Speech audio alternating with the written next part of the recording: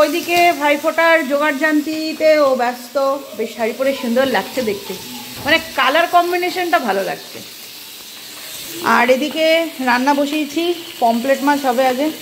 Pomfret দিদিভাই খেতে ভালোবাসে। আর এখানে পমফ্রেট মাছ ভাজা হচ্ছে, এখানে পমফ্রেট মাছের মশলা করব।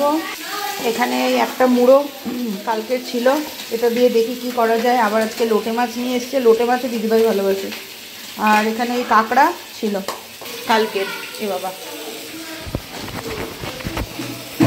Hello everyone, good morning, welcome back to my channel. তো রান্না বসিয়েছি, আমার ভাইপোটা আমি দিয়ে দিয়েছি আমার গপুবাবুকে। আর আজকে দিদিভাই চলে যাবে, ওই জন্য একটু তাড়াতাড়ি আছে, রান্নাবান্নার দিকে একটুখানি কনসেন্ট্রেশন করতে হচ্ছে। আর ওই যে গুড্ডু একদম পাঞ্জাবি পরে জামাই সেজে গেছে। কি দেখে গেলি রে, কি দেখে গেলি তুই, কি দেখে গেলি তুই? যাই হোক, সকাল থেকে প্রচণ্ড ব্যস্ততা। ভাত নেমে গেছে, এখন পমফ্রেট আর লোটে মাছ হলে পরেই হয়ে যাবে। তারপরে মাছের মুড়োটা দিয়ে দেখবো কি হয় না হয়। সময়ের সাথে সাথে সব কিছুরই মোটামুটি ভাটা পড়েই যায়। যে বিয়ের পর ভাইফোঁটা নিয়ে প্রচণ্ড মনে কষ্ট হতো। তার কারণ হচ্ছে আমার জ্যাঠতো যে সমস্ত দাদারা রয়েছে, তো তাদেরকেই ভাইফোঁটা দিতাম। কিন্তু কি বলুন তো, ওই যে হয় না, একই ফ্যামিলিতে থেকে অনেক রকমের ব্যাপার, এক একজনের এক এক রকম মেন্টালিটি। তো সবার মেন্টালিটির সাথে তো সবার ম্যাচ খায় না, তাই না? আর আমি একটু মানে আমি নিজে টোটালি একটু অন্যরকম। মানে আমার মনে হয় নিজের আত্মসম্মানের থেকে বড় কিছু নয়। যেখানে তোমার সম্মান নেই সেখানে আমার মনে হয় জোর জবরদস্তি করে কোনো সম্পর্ক তৈরি না করাটাই ভালো। তো ওই জন্যই এখন আর সেরকম কষ্ট হয় না। আর আমার গপুবাবু আছে ছোটোবেলার থেকে, নিজের জ্যাঠতো দাদাকে তো ফোঁটা দিতাম, তার সাথে গপুবাবুকেও দিতাম। তো ওই কেউ যদি থাকে সেই থাকবে, আর যদি কেউ না থাকে তাহলে কেউই থাকবে না। এই সত্যিটা আমি সত্যিই খুব বিশ্বাস করি। তো এখনও সেইভাবেই গপুবাবুকেই দিই। আর অলিরানিকেও বলেছি যে তুইও প্রত্যেক বছর দিবি। তার কারণ হচ্ছে লালটুস অনেকটাই দূরে থাকে, অনেকটা দূরে মানে অনেকটাই দূরে। লালটুসকে কোনো বছরই পাওয়া সম্ভব নয়। তো সেই জন্য লালটুসের যে ফোঁটাটা, সেটা অলিরানিকে বললাম যে তুই গপুবাবুর কপালে দে, লালটুস অবধি পৌঁছিয়ে যাবে। কারণ ওর পক্ষে আসা সত্যি সম্ভব নয়, আর আমার পক্ষেও যাওয়া সম্ভব নয়। কারণ যেহেতু প্রত্যেক বছরই দিদিভাই আসে আর গুড্ডুও আসে, তো এই দিকেও একটা রেসপন্সিবিলিটি থাকে। তো সেই জন্যই লালটুসেরটা গপুবাবুর কপালে দিই, যেই বছর ওকে পাবো সেই বছর সামনাসামনি দেবে। আর দিদিভাই যেহেতু মিস্টার দাসকে ফোঁটা দেয়, তো সেই জন্য ও তো প্রত্যেক বছরই আসে, তাই গুড্ডুকে একদম নিষ্ঠাভাবে সব কিছু মেনে গুড্ডুকে ফোঁটা দেওয়া হয়। তো এই হচ্ছে আমার আর অলিরানির আর কি ফোঁটার হচ্ছে মেন গল্প। তো যাই হোক, এদিকে গুড্ডুকে ফোঁটা দিচ্ছে আর ওদিকে আমার রান্নাবান্নাও কমপ্লিট হয়ে গেছে। দিদিভাই আজকে বেরিয়ে যাবে।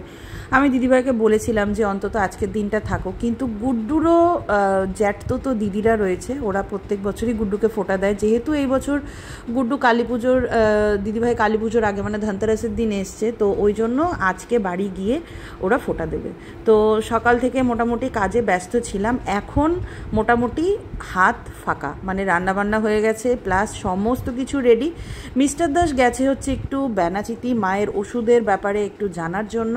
তো ও এলে পারে দিদিভাই ওকে ফোঁটা দেবে, দিয়ে তারপরে হুল ধরবে। আজকে হুল ধরারই কথা ছিল, কিন্তু হুলে আর যেতে পারেনি। যেতে যেতে সেই 4:30-5টার লোকাল হয়েছে। আর দিদিভাই আজকে শাড়িটা পরেছিল, সেই শাড়িটা পরে দিদিভাইকে বেশ ভালো লাগছিল, মানে কালার কম্বিনেশনটা খুব সুন্দর লাগছিল দেখতে। তো সেই জন্য আমি দিদিভাইকে বললাম যে ভাইফোঁটা দিচ্ছ, একটা স্পেশাল ডে, আর ভালো করে যখন সাজুগুজু করেছো তাহলে একটুখানি ফটো তোলো। দিদিভাই ফটো তুলতে খুবই ভালোবাসে, তো ওই জন্য আমি ওকে একটু ফটো তুলে দিলাম। আর বাচ্চাগুলোকে খেতে দিয়ে দিয়েছি। মায়ের মোটামুটি খাওয়া কমপ্লিট হয়ে গেছে।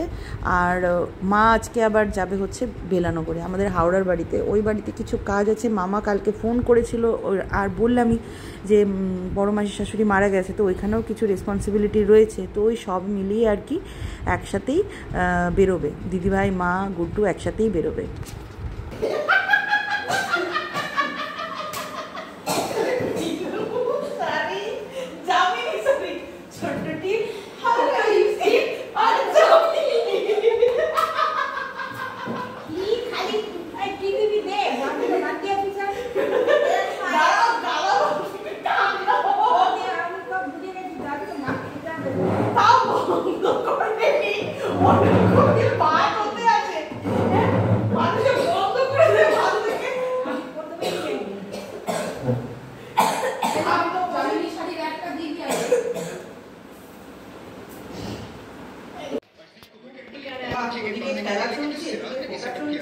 लगातार आउटस्विंग ये कुछ इस तरीके से था कि हेजलवुड ने रोहित शर्मा को परेशान किया, लेकिन वहां पे उनको विकेट नहीं मिली, दूसरे गेंदबाजों को विकेट मिलती गई।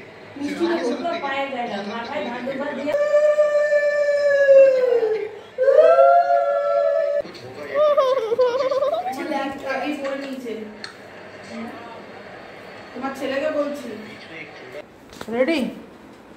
হ্যাঁ একদম। এই তোমার ওই টাকাটা আমি দাদাকে বলেছি বুঝলে, নয় ফোনপে করবে আর নইলে স্টেশন দেখো গিয়ে টাকা দেয় কিনা। আবার তাড়াতাড়ি আসিস পরের বছর। ঢং ওর জেলাপি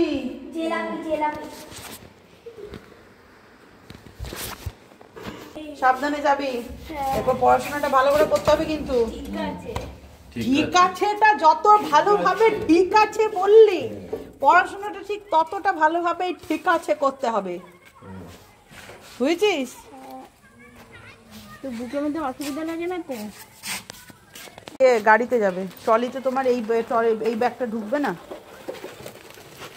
10-12 দিনের লাগেজ দেখ না।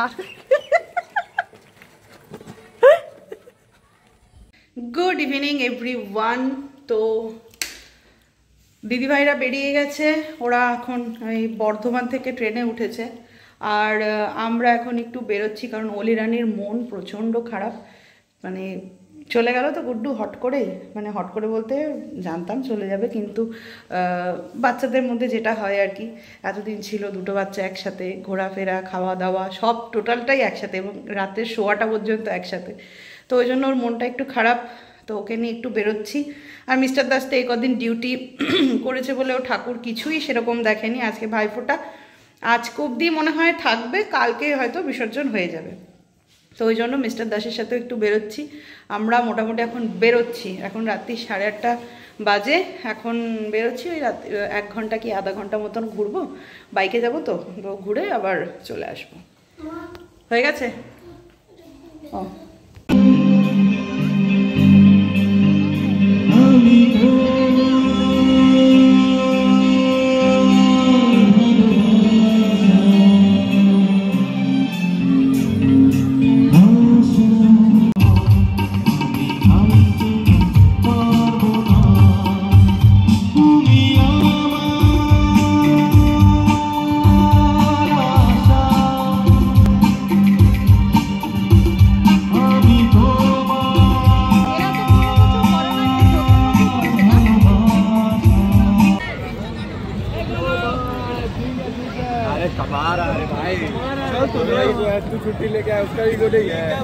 ঠাকুর আর কি দেখবো বলুন তো, সবই মোটামুটি দেখা। আর মিস্টার দাসও ওই ডিউটি আসতে যেতে আর কি ও দেখে নিয়েছিল, মানে ওই ছুতা আর কি বেরোনো।